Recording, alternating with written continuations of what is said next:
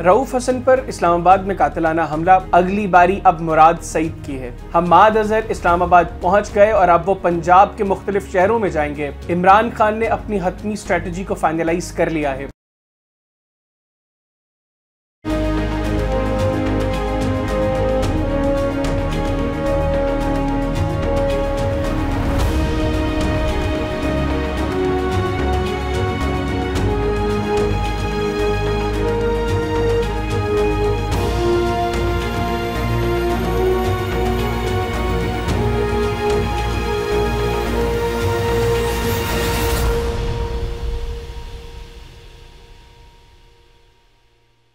बिस्मिल्लाहिर्रहमानिर्रहीम, अस्सलाम वालेकुम व्यूअर्स, मैं हूं हैदर हयात खान। दो बड़ी इंटरेस्टिंग डेवलपमेंट्स हैं जो आज की इस वीलॉग में हम डिस्कस करेंगे। सबसे पहले तो कल पाकिस्तान तहरीक इंसाफ के मरकजी सेक्रेटरी इत्तलात रऊफ हसन साहब के ऊपर एक हमला हुआ और उस कातिलाना हमले में अल्हम्दुलिल्लाह रऊफ हसन साहब महफूज रहे। उनके चेहरे पर कुछ कट्स लगे, काफ़ी स्वेयर कट्स हैं। जिन्होंने उनको देखा, डॉक्टर शाहिद मसूद साहब JNN से जिनका ताल्लुक है, उन्होंने उनको देखा तो उन्होंने बताया कि काफ़ी गहरे कट्स हैं जो होंठ से लेकर पीछे कान तक रऊफ हसन साहब को चेहरे पर लगे हैं और काफ़ी स्टिचेस भी जो है उनको कल पाकिस्तान एयरफोर्स हॉस्पिटल इस्लामाबाद से जो है उनका ट्रीटमेंट हुआ, वहाँ पे उनकी स्टिचिंग हुई। तो अब वैसे तो रऊफ हसन साहब आज इस्लामाबाद में पाकिस्तान तहरीक इंसाफ के सेक्रेटेरिएट पे भी गए। अब से कुछ देर पहले उन्होंने उमर अयूब साहब के साथ एक प्रेस कॉन्फ्रेंस भी की, लेकिन फिर भी हम दुआ गो हैं अल्लाह ताला उनको मज़ीद सेहत दें और तंदुरुस्ती दें और वो जो भी अपनी पार्टी के मामलात हैं उनको जो है वो कैरी कर सकें, कंटिन्यू कर सकें। इंटरेस्टिंगली कल परवेज़ इलाही साहब की ज़मानत हुई और परवेज़ इलाही साहब लाहौर में अपनी रहायशगाह पहुँचे और परवेज़ इलाही साहब का इस तरीके से इस टाइम पर बाहर आना, जब अब से कुछ दिन पहले आपको याद होगा कि बातें हो रही थी कि पाकिस्तान तहरीक इंसाफ और इदारों के दरमियान, इस्टेब्लिशमेंट के दरमियान मुज़ाकरात शुरू हो चुके हैं और कहीं ना कहीं चीज़ें लॉक हो रही हैं। इसी दौरान एक प्रेस कॉन्फ्रेंस भी काफ़ी अहम आई और उस प्रेस कॉन्फ्रेंस में वो जो सारी गुफ्तगू हो रही थी जिसमें तहरीक इंसाफ और इस्टेब्लिशमेंट के दरमियान मुज़ाकरात के हवाले से बातें हो रही थी, वो कहीं ना कहीं जो है वो सारा सिलसिला काफ़ी मदम हो गया, दब गया उस प्रेस कॉन्फ्रेंस के बाद। लेकिन अब परवेज़ इलाही साहब का इस तरह अचानक बाहर आना और उसके बाद आज थोड़ी देर पहले हम्माद अजहर साहब का इस्लामाबाद में पाकिस्तान तहरीक इंसाफ के मरकजी सेक्रेटेरिएट पहुँचना और वहाँ पर जो उन्होंने मुख्तसर से गुफ्तगू की, वो गुफ्तगू भी बल्कि आपको बताता हूँ। हम्माद अजहर साहब जब इस्लामाबाद सेक्रेटेरिएट पहुँचे तो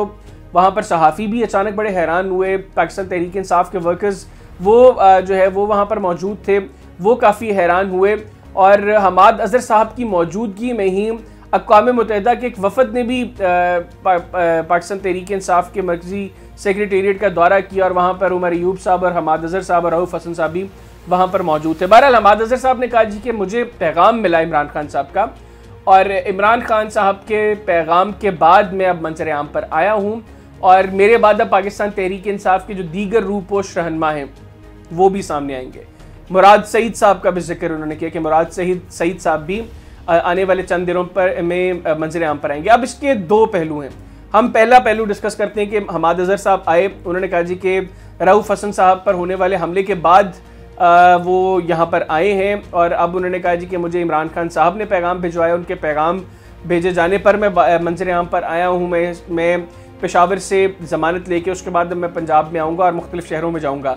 और अब बाहर निकलने का वक्त है। इसका मतलब है कि पाकिस्तान तहरीक इंसाफ एक तो ये प्लान कर रही है कि अब एजिटेशन होगी, सड़कों पर निकला जाएगा, रूट्स ब्लॉक किए जाएंगे या कोई भी इस तरह की स्ट्रेटजी जिससे गवर्नमेंट को प्रेशराइज किया जाए। एक तो इसका एस्पेक्ट ये हो सकता है और दूसरा एस्पेक्ट दोबारा फिर वही होगा कि पाकिस्तान तहरीक इंसाफ शायद एक मरतबा फिर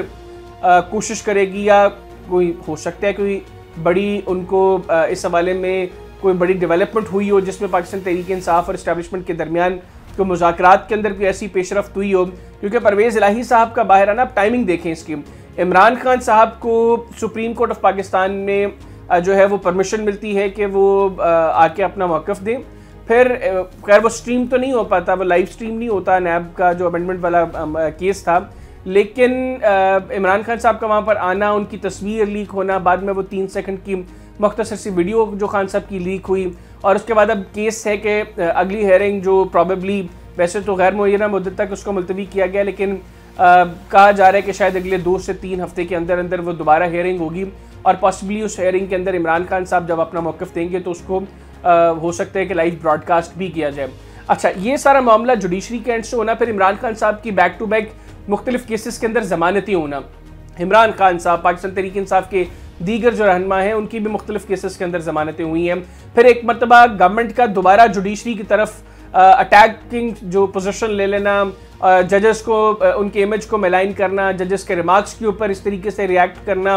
ये मतलब जुडिशरी को लेके गवर्नमेंट बड़ी अनकंफर्टेबल हुई है और इमरान खान समहाउ समझा ये जा रहा है कि बेनिफिशरी है इस वक्त और जुडिशरी हर लिहाज से उनको सपोर्ट कर रही है। फिर परवेज इलाही साहब का, जिस तरह मैंने पहले कहा, बाहर आना, हमाद अजहर साहब का आना और अब उनका ये कहना कि बाकी जो रूपोश रहनुमा अब उनके भी बाहर आने का वक्त आ गया, तो शायद दूसरा एस्पेक्ट इस पर यह हो सकता है कि मामला काफ़ी क्लोज हैं और अब ये अंडरस्टैंडिंग डेवलप हो गई है कि अगर मुल्क को आगे चलाना है तो उसमें इमरान खान साहब को साथ हिस्सा बनाना पड़ेगा सिस्टम का, और डेफिनेटली इमरान खान साहब इसी सूरत में सिस्टम का हिस्सा बनेंगे कि जो गुज़श्ता चंद महीने से बल्कि चंद सालों से अब जो मामला चल रहे हैं तहरीक इंसाफ के साथ, उनमें इनको रिलीफ दिया जाए और ये सारी चीज़ें जो है ये इस तरीके से आगे बढ़ें। अब देखते हैं कि कौन सा पहलू जो है इसमें वो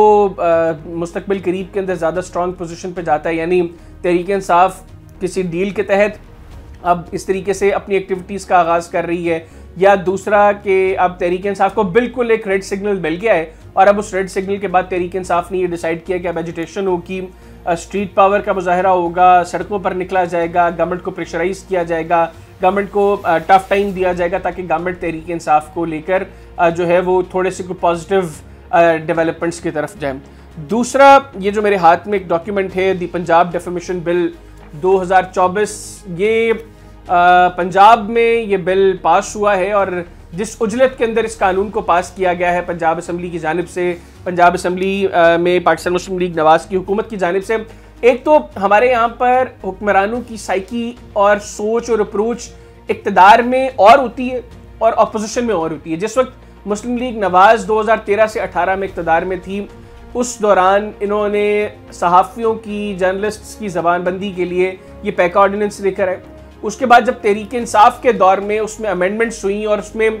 मज़ीद गलत कवानीन को ऐड करने की कोशिश की गई तहरीक इंसाफ की जानिब से, तो यही मुस्लिम लीग नवाज थी जो रेजिस्ट कर रही थी और सहाफ़ियों की हुकूक की अलमबरदार बनी हुई थी कि हमसे बेहतर तो सहाफ़ियों के साथ हो ही कोई नहीं सकता, हमसे मस्बत आवाज़ सहाफ़ियों की पॉलिटिकल पार्टीज़ में क्यों हो ही नहीं सकती। और आज जब दोबारा इनको इक़्तिदार मिला है तो एक मरतबा फिर सहाफ़ियों की ज़बानें बंद करने की कोशिश कर रहे हैं और ये इस तरह की कवानीन बना रहे हैं जिससे सहाफ़ी मजबूर हो जाए कि वो कोई बात ही ना करें। यानी इस मुल्क में इनको कुछ भी करने की इजाज़त हो, इनका जो दिल करता है वो करें। ये डेफेमेशन का जो मामला है, ये डेफेमेशन बिल है, ये ज़रूर होना चाहिए, लेकिन इसके अंदर जो कवानीन बनाए गए हैं वो होने चाहिए इंटरनेशनल स्टैंडर्ड्स के अकॉर्डिंग। सॉरी, यहाँ पे क्या हुआ है, यहाँ पे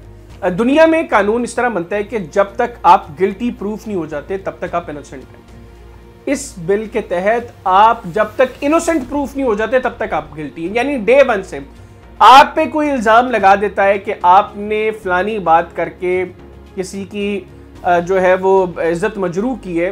तो जब तक आप अपने आप को इनोसेंट साबित नहीं करेंगे तब तक आप मुजरिम हैं, आप मुल्जिम नहीं हैं, आप मुजरिम डिक्लेयर हो गए एक तरह के। दुनिया में ये होता है कि जब तक आप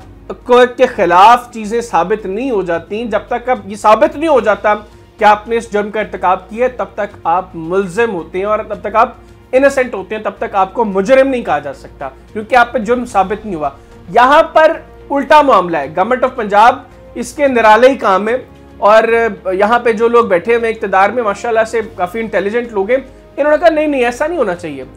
आपके ऊपर जब किसी ने इल्ज़ाम लगाया है तो फौरी तौर पे जो है आप मुजरिम हो और आपने खुद को इनोसेंट साबित करना है, ठीक है।